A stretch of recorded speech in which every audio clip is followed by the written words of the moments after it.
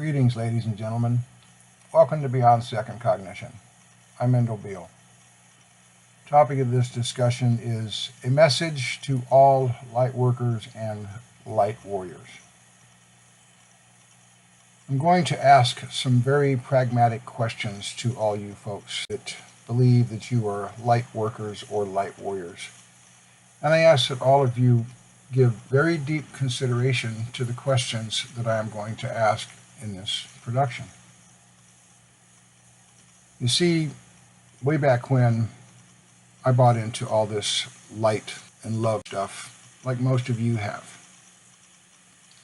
And for years I chased that rainbow, and I looked at all of the forecasted dates, the 2012 thing, and the repetitive solstice things, and the 11/11 stuff, and the forecasted events, and I watched all of these things come and go and fail time and time again. I used to read a newspaper called the Contact newspaper out of Tehachapi, California, and they were associated with the Galactic Federation of Light, which was always forecasting fleets of alien ships coming to rescue us and hold the dark side tyrants responsible for their actions. But you know what, ladies and gentlemen? I got tired of all of these failed forecasts. They would come and they would go, and they've been doing it for almost 25 years now. I mean, steadily making prognostications and prophetic occurrences to where people were going to ascend to the fifth dimension. And I have watched prophecy and forecast one after another get put out there and get people's hopes up, and then the disappointment that resulted when it didn't occur. And in time, I finally saw through it. So I'm asking you folks to see through it now. People that are selling this stuff to the public, that are building anticipations and capitalizing on the disappointment, they're feeding on your energies. Now, a lot of you light workers and light warriors, you talk about energies, but you really don't have any concept about how energies function.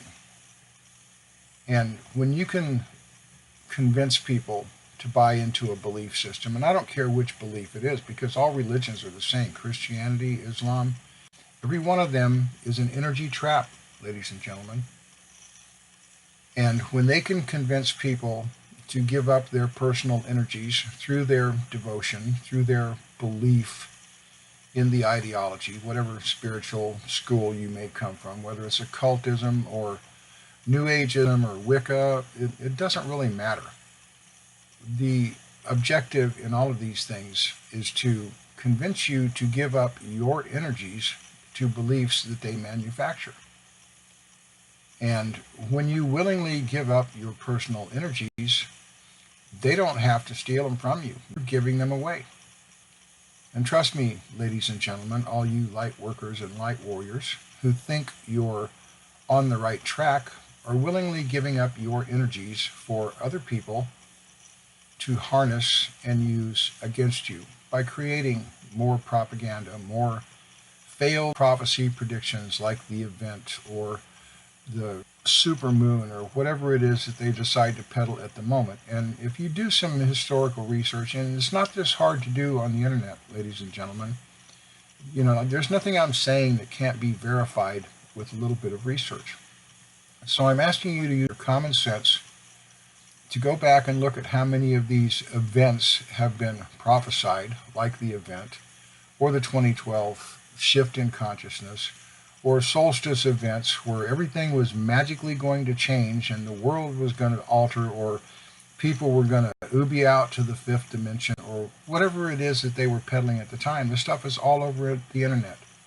They have a wealth of videos on YouTube with these older prophecies, as they call them, you know, from as far back as 2013 or so. They're still there.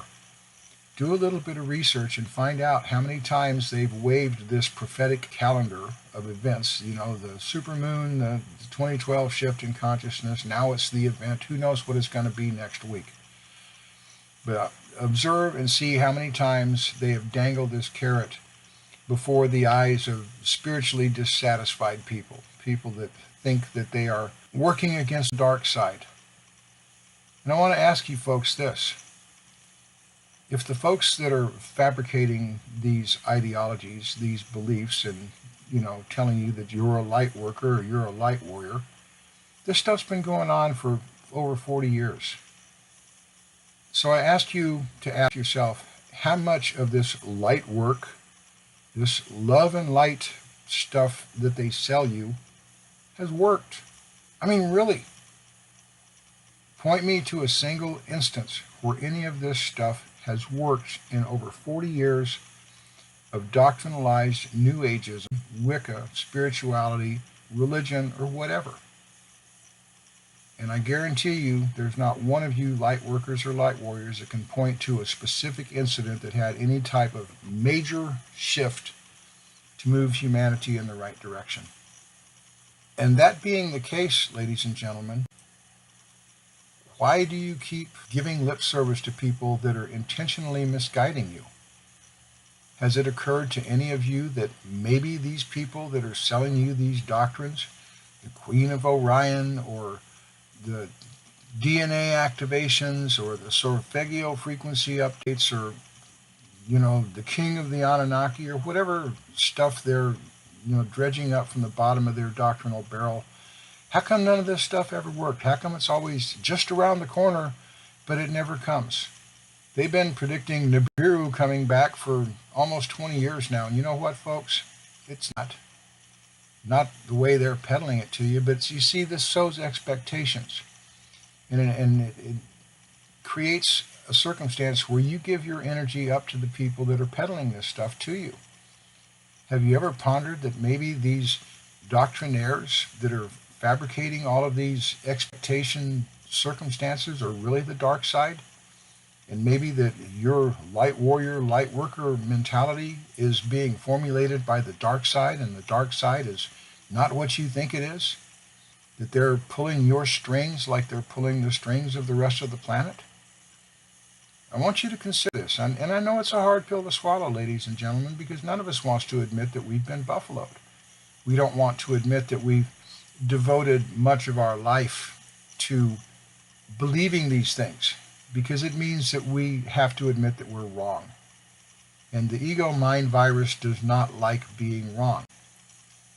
It can run us in circles in our mind, rationalizing why you should not listen to this, but listen to the doctrinaires that keep lying to you, keep setting up your expectations and setting up your disappointments when these events don't occur.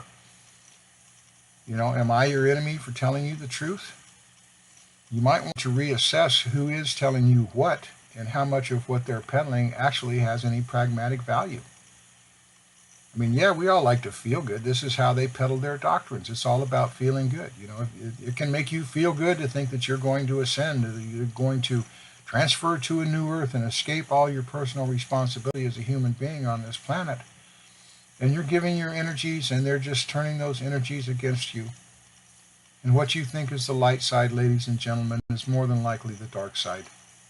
But you're so wrapped up in the belief, you're so wrapped up in the ideology, and you're so unwilling to admit that maybe your thinking processes are wrong and your beliefs are focused in the wrong direction, to admit that you've been buffaloed. I had to admit that I was buffaloed, folks, and it wasn't an easy pill for me to swallow. It was very psychologically disruptive. But I'll tell you one thing, I'm a lot psychologically healthier than I was continually buying the expectations and suffering the disappointments. I don't suffer the disappointments from this stuff anymore. So you have to ask yourself, are you tired of suffering the disappointments? Are you tired of seeing no results from your supposed light warrior and light worker mentality? I mean, I want you to tell me why you keep buying this stuff, because I had to ask myself that question, ladies and gentlemen.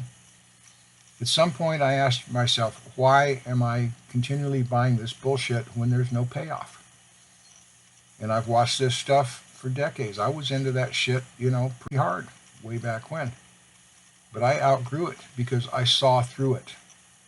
And this video here is to provide you an opportunity to see through it, to swallow that bitter pill of, geez, I was wrong. I wasted so much of my life believing this stuff. And there is no payoff, ladies and gentlemen. You can't point to a single incident, not one single event that has changed humanity for the better from the love and light doctrines. It might make you feel good, it might serve as a psychological salve, but this hasn't changed anything. The tyranny is magnifying, the friction in humanity is escalating, and in all honesty, a lot of you are contributing to that friction by your rigid insistence to not face reality. And I know realizing this stuff, that it's a scam, that it's a fake, it's like that falling feeling in the pit of your stomach when an elevator drops. This is sobriety, ladies and gentlemen. This is what happens when you can finally admit the truth, but this feeling doesn't last forever. It's temporary.